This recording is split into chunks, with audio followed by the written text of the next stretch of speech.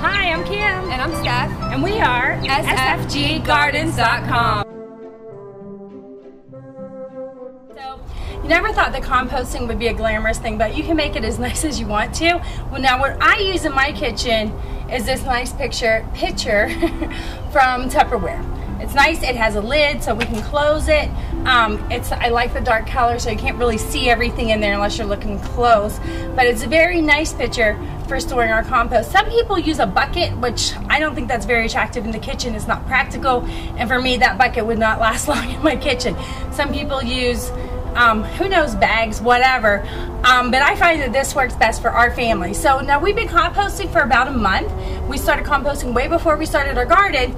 But the nice thing about that, we've already got some black compost making. So come take a look, and we're gonna add some things into our compost.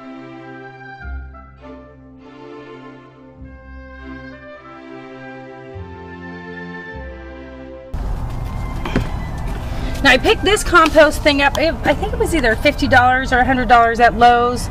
And we'll put a link up for it, but it's nice. But as you can see, we've already got black showing up. I'm gonna add a few things.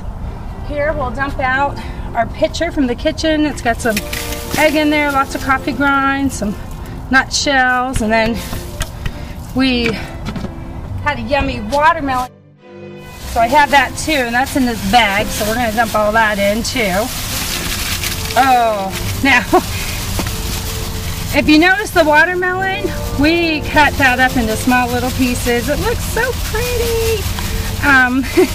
But we did that so that it would decompose a little bit faster so we can get down to the goodness. Now, also, we live in Florida, so we have these in abundance. That's a palm frond. So what I do with this is kind of make it a little bit more manageable and easier to decompose. I know, it's crazy to take the time to do this, but we want our compost to come and be ready as quickly as possible. So we're going to take the time to cut these into smaller pieces.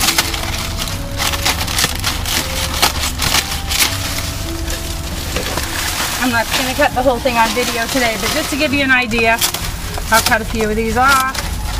Show you. You can make them as small as you want to.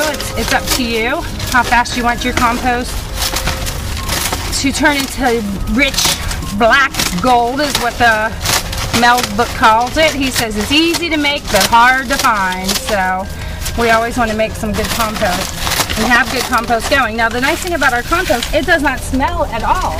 You would think there would be a bad odor coming from the compost.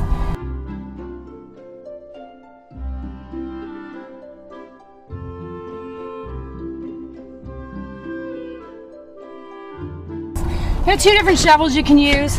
What you want to do is kind of just roll things over. Now, when you look in here, you're going to see lots of activity down in there.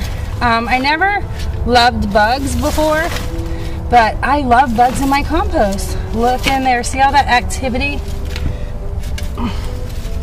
Everything that's in there is eating. They don't smell. These are good workers. They're breaking everything down that we put into the compost. So open up the middle, and then what I'm going to do is just kind of shovel this all back in. You can tell what my family's eaten for the past few months, or my past month here. This is a nice upper workout, but after realizing how much I'm enjoying composting, I think the next thing that we're going to do is get one of the big composts that we can just turn instead of having to use the shovel. But it is what it is, and this is what we have right now. So our compost is doing so good. Look at this, an old ear corn is growing. It's really trying to grow in our compost already. So this is nice and rich soil already, nice environment for things to grow. And that's why you want to continually turn it. When it gets cold, you can see the steam that comes off down in there. So girls who don't like bugs, if you start to find a love for gardening, You might like these little guys that hang out in your compost. When it rains and if I see a worm, I throw those in my compost too. Okay, that's good for me today.